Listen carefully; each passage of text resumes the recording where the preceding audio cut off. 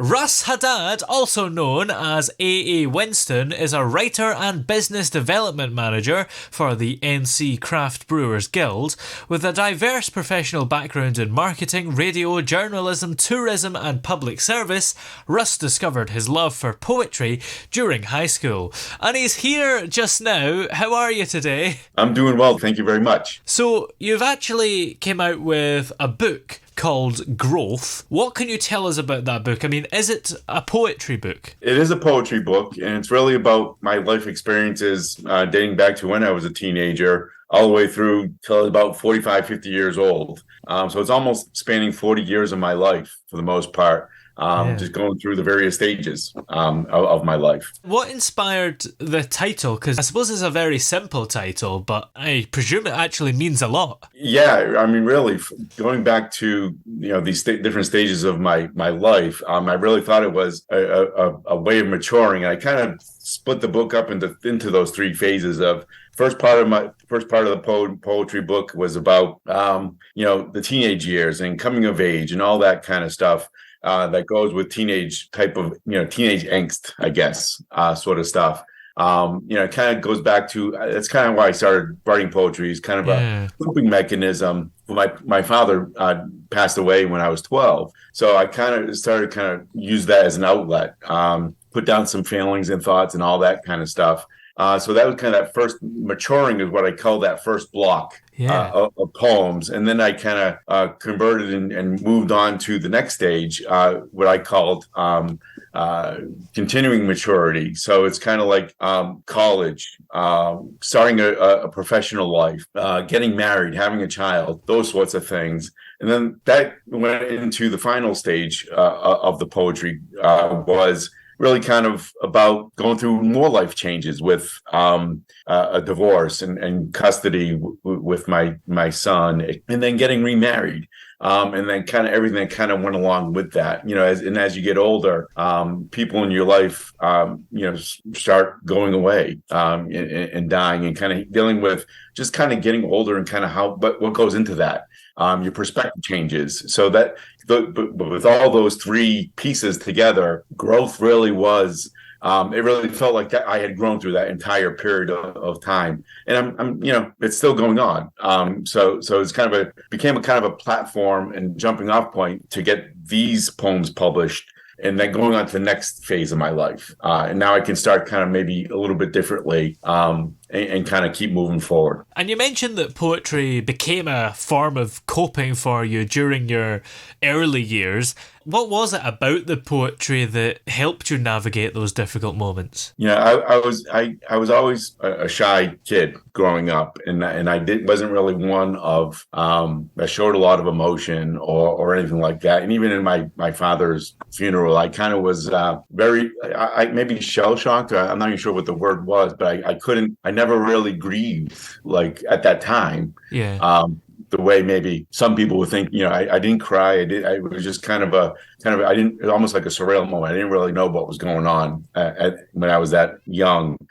So as it went through into high school, and I just kind of started thinking about stuff, and just, I started getting into music and listening to all that, and that kind of drew up some emotions and everything like that. But I just kind of realized I started just writing stuff on paper. Then I really kind of get into it through my high school newspaper. They started publishing some of my poetry, and but just became a way for me to express myself, to kind of let those emotions and those feelings out in a way that I wasn't like, it was, and that was part of the reason why I picked this pen name of A.A. Winston. It was just a way for me to kind of be guarded, but also put those emotions out there. It always became kind of a barrier, so to speak, if that makes sense. But one of those things where I was able to kind of step outside of myself and share those emotions. What's the reasoning behind the specific name A.A. Winston? Because it sounds maybe like a cross between A.A. Milne and Winston Churchill. It's kind of almost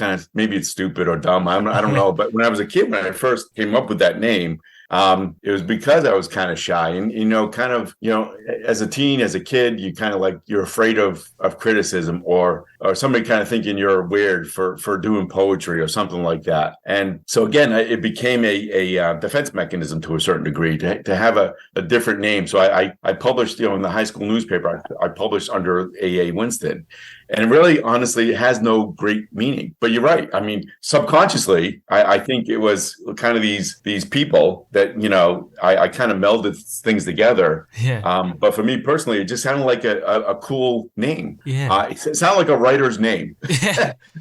So when I decided to publish, earlier this year, it was I just wanted to resurrect that name. But also it's kind of almost to a certain degree put it to rest that I had hit a certain point in my life. I had these poems that over the years I cleaned them up, dusted them off during COVID, published them, and now it's okay. It's a delineation point. Now I kind of can put A. Winston to bed, so to speak, and just be me, be Russ Haddad.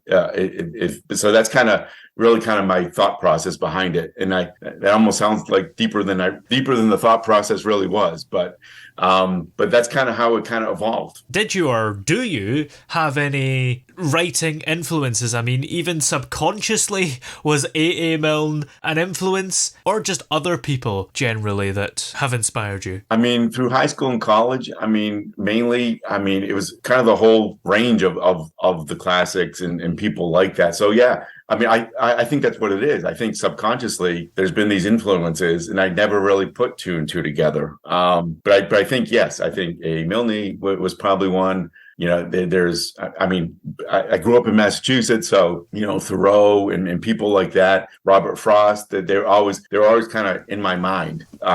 So kind of, I think that collection, just bits and pieces, just kind of, one specific, but I think it was a kind of an amalgamation of a lot of influence. And you mentioned that your book of poetry growth deals with things later in your life as well, like divorce and child custody.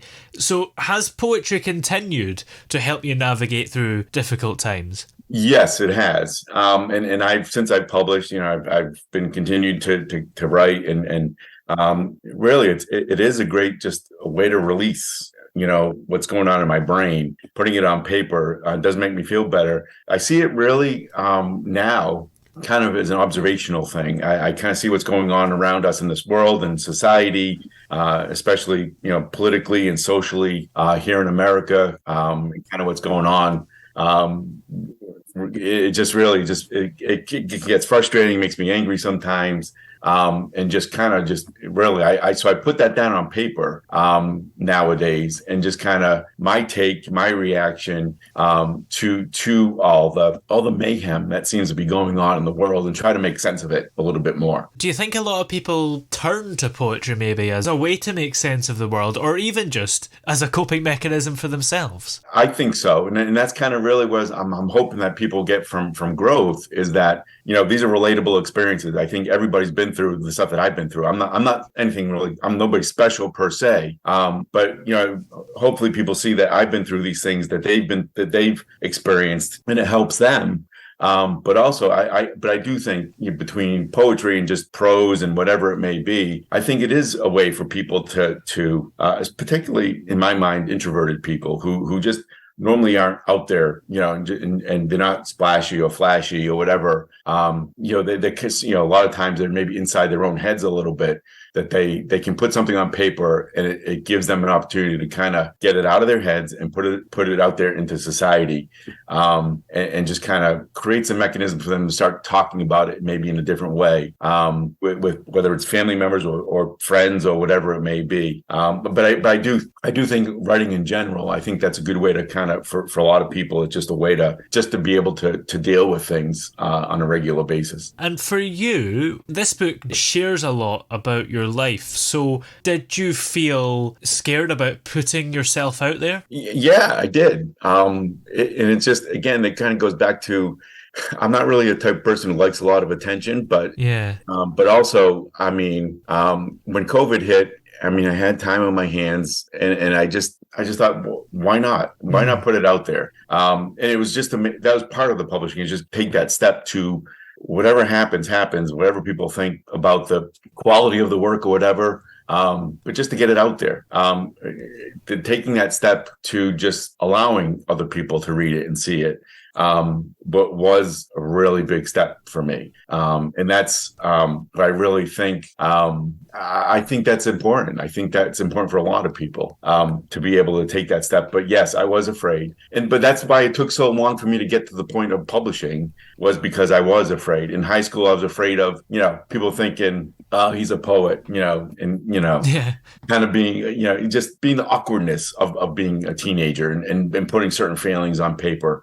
And then college years, I'm whatever, I'm out doing things, partying, whatever. You don't think about it too much, but you're still writing things down. Then life gets in the way, right? And then you're afraid to, put it out there because you don't know what people will think about it then. But then I just said, hey, what the heck? Just do it. Stop worrying about other people and what they're going to think, and just do it. So what's the reaction been like?